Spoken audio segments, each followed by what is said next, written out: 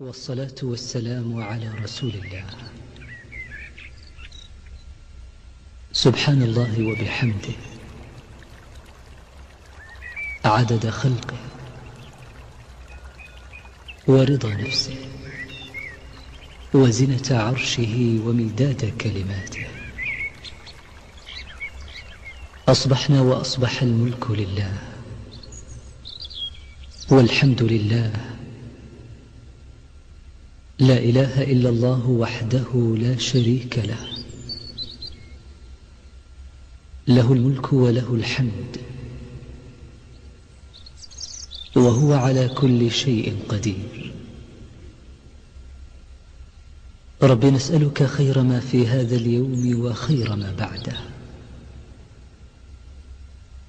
ونعوذ بك من شر ما في هذا اليوم وشر ما بعده. رب نعوذ بك من الكسل وسوء الكبر.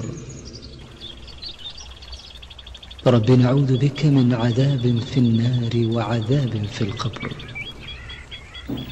اللهم صل وسلم وزد وبارك على سيدنا محمد عليه افضل الصلاه والسلام. حبايبي من كل مكان، شرفتوني ونورتوني في فيديو النهارده. اتمنى كده من كل اخ واخت بيتفرجوا عليا جديد انزلوا بسرعه اشتركوا في القناه وحطوا لي لايك حلوين وصلوا بينا على الرسول عليه افضل الصلاه والسلام. ولو ظهرلك الاعلان اذا كان في اول الفيديو او في نص الفيديو او في اخر الفيديو ما تتخطوش يا جماعه واتفرجوا عليه. طبعا فيديو النهارده كنا جايبين كده قفص طماطم نخزنه لرمضان. كل سنه وانتم طيبين ونعاد عليكم الايام بخير علينا وعليكم.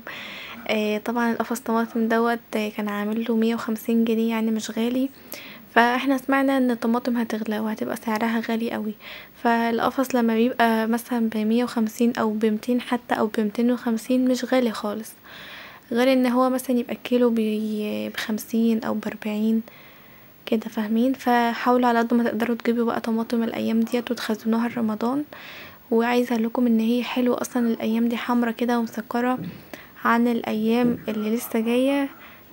هيبقى موسمها خلاص بقى راح وكده، فمش هتبقى حلوه زي الموسم بتاعها. طبعا كده ماما جابت القفص الطماطم دوت من سوق الجمله. مش عارفه بقى هو الاسعار برضو هتبقى عندكم كده ولا هتبقى اغلى او ارخص، مانيش عارفه. فطبعا كده حطولي اللايك وصلوا بينا على الرسول عليه افضل الصلاه والسلام.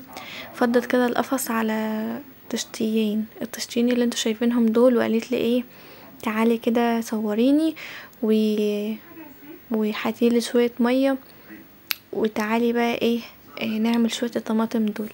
عايزه اقول لكم ان اصلا كان في اليوم دوت كانت هي راحت السوق كده وجابت شويه برضو كرومب اللي هما جنبها دول. حشينا وخزنا وخللنا، يعني خللنا كرومب وخزنا وعملنا كمان حشينا، انتوا متخيلين؟ فبصراحة هي لما بتروح سوق الجملة بتجيب بكميات، فسوق الجملة بيبقى حاجته رخيصة شوية عن الاسواق التانية، لان طبعا بيكونوا حاطين نسبة يعني ان هم يبقوا يعني واخدين وكده، واخدين فلوس يعني. فطبعا بيبقى غالي شوية، انما سوق الجملة نسبته بتبقى بسيطة.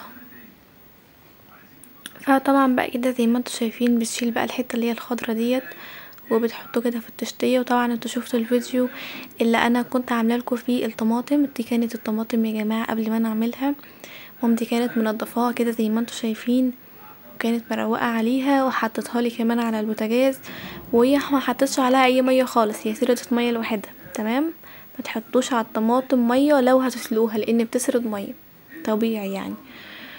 فطبعا كده زي ما انتوا شايفين بعد طبعا ما حطيتها على البوتاجاز وسيبناها تبرد كنت عملتها معاكم فيديو، اللي ما اتفرجش على الفيديو ده بقى يروح يتفرج عليه. طبعا يا جماعه الطماطم ديت كانت مسكره قوي وحلوه قوي قوي، لدرجه ان انا بقول لماما هاتلنا كمان قفص نعمله برضو كده نسلقه ونحطه في اكياس ونخزنه، مش بخساره. احنا بصراحه بنحب الحاجه تكون بزياده كده في البيت وتكون موجوده كده بزياده في البيت، فمش بخساره خالص لما يتحط في الفريزر.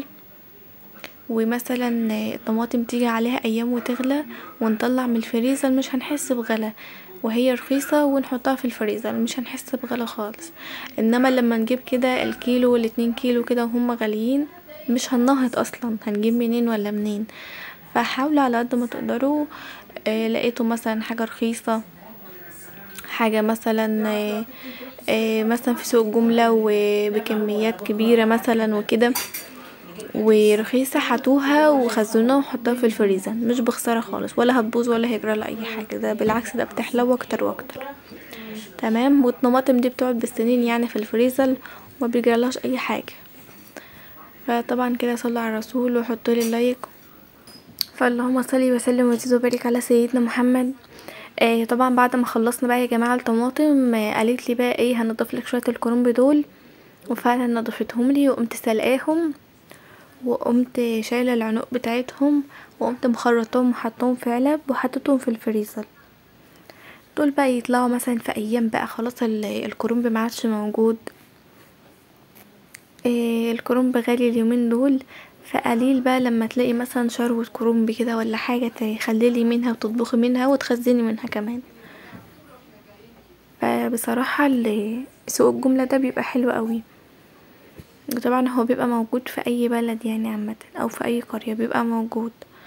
فطبعا كده زي ما انتوا شايفين بقى ماما حبت ان هي تقعد كده في الشمسية وتنضفهم كده زي ما انتوا شايفين وبس. هتنضفهم وهتقولي بقى ايه نوليني بقى الحلل وهتحطوهم في الحلل وهنحطهم على البوتاجاز على طول، مش هنضيف عليهم اي اضافات خالص. وده كان فيديو النهارده يا حبيب قلبي، اتمنى يكون عجبكم وتكونوا حطيتولي لايك واشتركتوا بالقناه، واستنوا مني فيديو جديد وروتين جديد ويوم جديد، وهتوحشوني قوي قوي قوي. ومع السلامه.